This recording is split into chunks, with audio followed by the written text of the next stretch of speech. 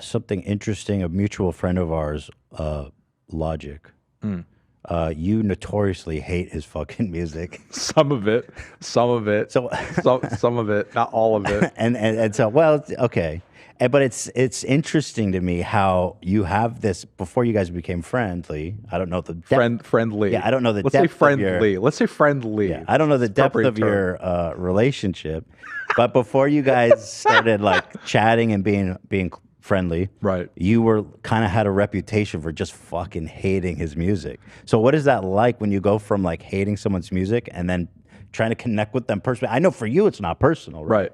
But he's got, at some level, he's got to be like hurt. I know personally for me it's not really any big deal because like however I feel about your music personally has nothing to however I feel about your music has nothing to do with how I feel about you personally. The only way in which I guess like we could get into that territory is if you are personally speaking a shitty person and you make songs about how shitty you are. Okay. You know, I mean, thus far, Logic hasn't made a record about how much of a dirtbag he is, and nor do I think he is one. Yeah. So it's like, his music doesn't really force me to contend with his quality as a person. You know, whenever I listen to his records, I contend with the quality of the art that I'm listening to. You know, be that a record like Under Pressure, which I thought was pretty good. No Pressure, which I thought was much better. His recent Vinyl Days record, which I thought was pretty good. What was the grocery store one? Yeah, that was Supermarket. What did you that get one that I one? hated. That one I just said it was not good. Not good. You not good. refused. And what does that mean? When you say not good, you're like, it doesn't even hit the spectrum. Yeah, it's just basically a total non-starter. It's not even like it's not even in the realm of professional music. It could be professional, but it's just a non-starter in terms of like it's a bad idea. Like how did we even get to this There's point? no foundation. Logic doing a bad rock album with like some Mac DeMarco and Red Hot Chili Peppers impersonations on it. No, we're just not. Might going call there. him illogical. It would Maybe. be. Oh, thanks, Zing. Zach. He's fast on that Zing. one. Boy. Thank you, Zach. Zing. Yeah, he knows Zing. me. Yeah. You know, but the thing Fun, is, good like, guy though, really nice guy. Nice guy, and I can respect the fact that like he, look, I mean, he's made millions and millions and millions of dollars doing what he's doing. Yeah. And he could have continued on the same exact track, just kind of doing that forever. But he got to a point where personally, artistically speaking, he got fed up with kind of chasing after the Billboard carrot. And good for him. You know, it resulted in some records that were kind of crappy. But at least he's willing to try some different shit, you know? Here's an interesting one. Chance the Rapper was huge coming up. Right. And he dropped a few albums that were awesome. Like it was Coloring Book, and then what was the one after that that was pretty good? Acid Rap, there was Coloring Book. Yeah. And after that one there was another good one, wasn't there?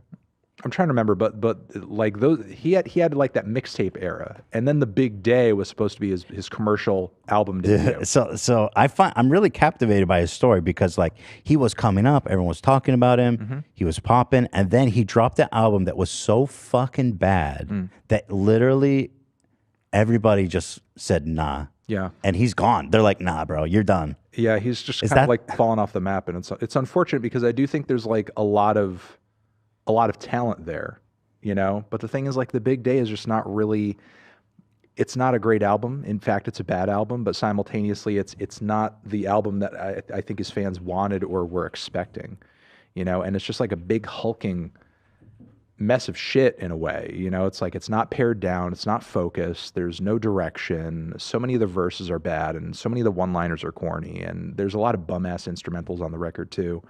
And for whatever reason, the focus that he had on Acid Rap and the focus that he had on Coloring Book was just kind of lost in this album that was just like a shotgun spray where nothing really landed. Have you ever seen an artist like that though, where they're on the come up and they just drop something so fucking bad that everyone just abandons them? You know what I mean? Yeah, no, it's happened before. I'm like failing to come up with a laundry list, but the thing is like, rarely has it happened as badly in that context, and rarely has it happened at such a mainstream level. Pretty incredible. You know what I mean? Yeah. I mean, sometimes people kind of crash and burn. However, but with that being said, like there's loads of artists that have dropped like records that were absolutely hated by their fan base. Kid Cudi, for example, he dropped that Speeding Bullet to Heaven record, which was like his own attempt at a rock record, which a lot of his fans hated. But he's dropped a bunch of material since then that his fans have loved and received well. And I think if Chance the Rapper still wants a career at this point, it's really just up to him to come out with more music. It's true. If he drops a good album, people will listen to it. Yeah, people will still listen to it. People turn around and, try him again. He's actually put out a handful of singles since then, which were pretty good. But the thing is, like, what everybody's waiting for is a record, and there's like no sign of that happening necessarily. And you think it just hit him that hard?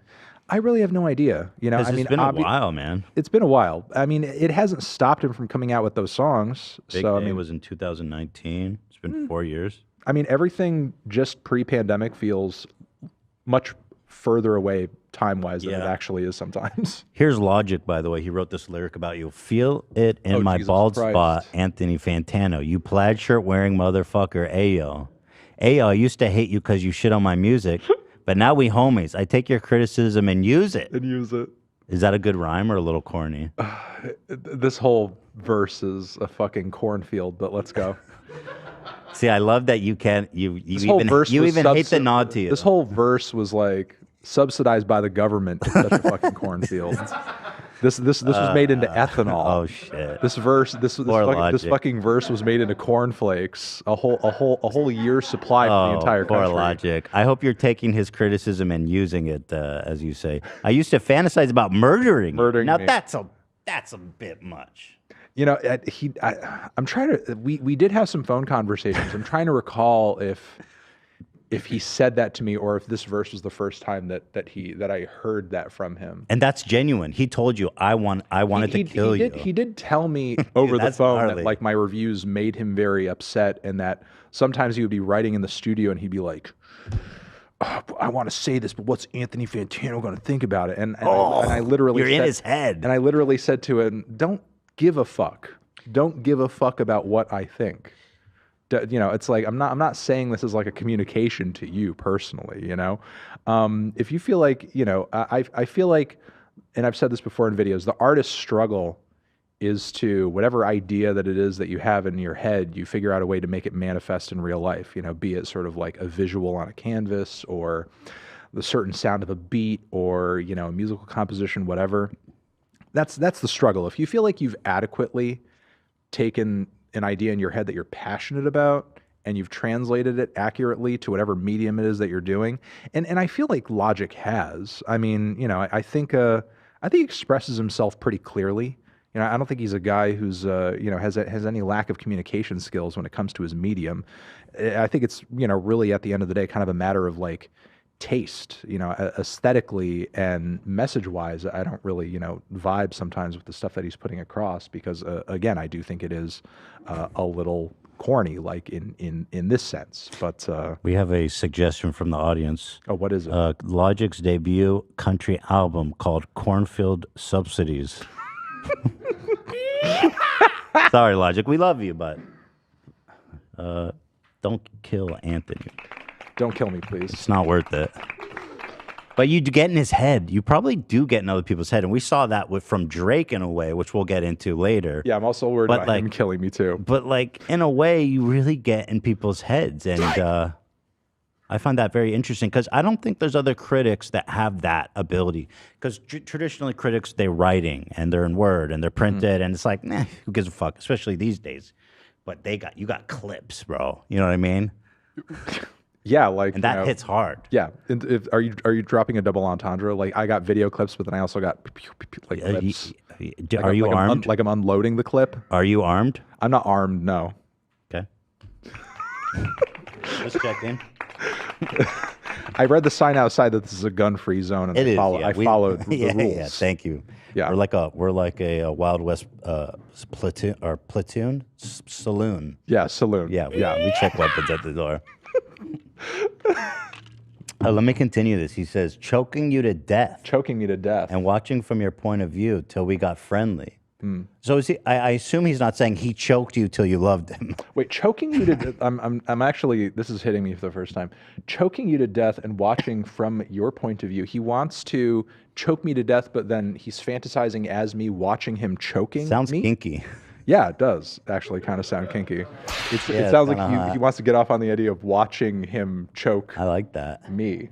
He says, and I realized you wasn't ever trying to end me. I was not. One night, midnight, 22 on the phone, you said the wildest shit that solidified me to stone.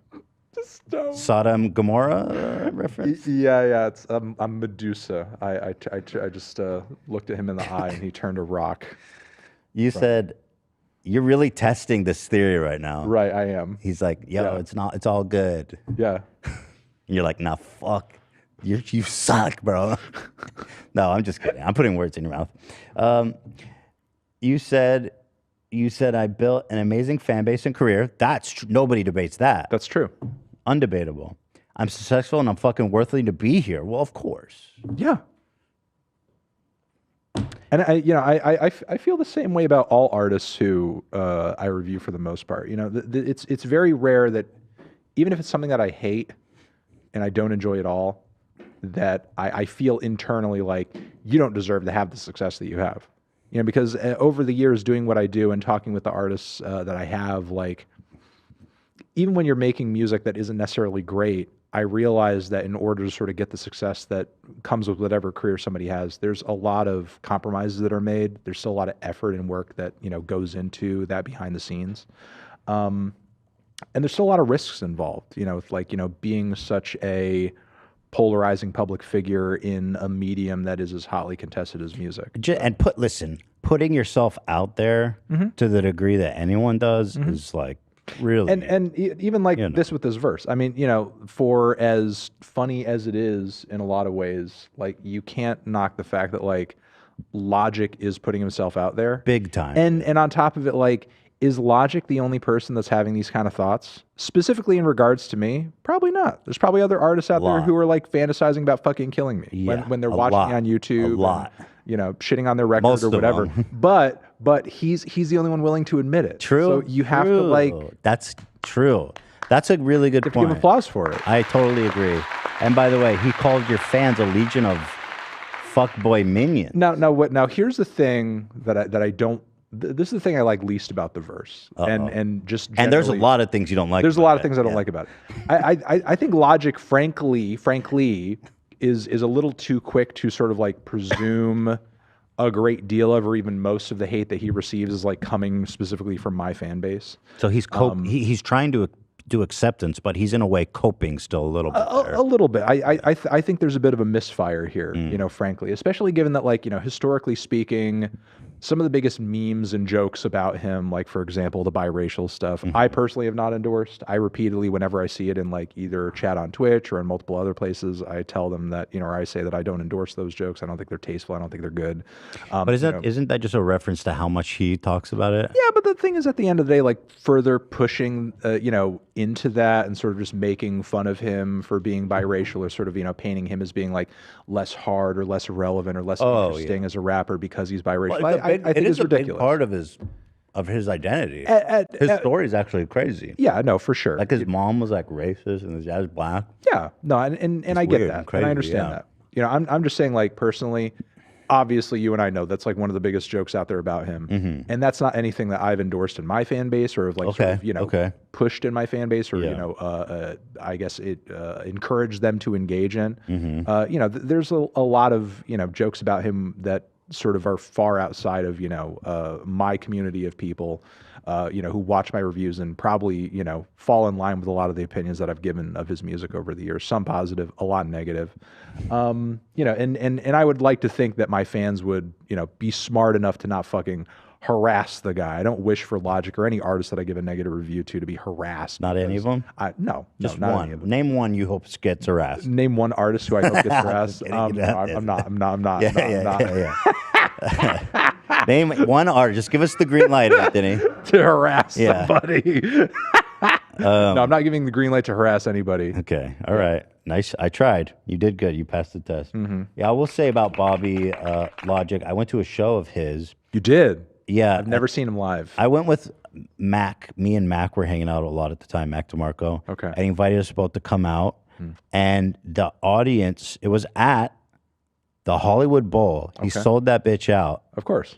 And the audience was crazy. Like his fans love him. They do. They love the inspirational thing. They love everything, and they don't mind that it's like not good music. Right. And I'm just kidding. Logic. I'm just kidding.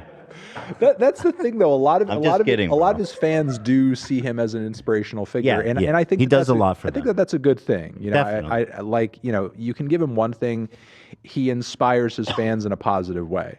Big time. It may not be. It may be more with, you know, his message of personal struggle more than sort of like the quality of his art. But it ultimately, at the end of the day, it's not a bad thing. Utilitarian, you know, speaking in a utilitarian fashion, it's a net positive.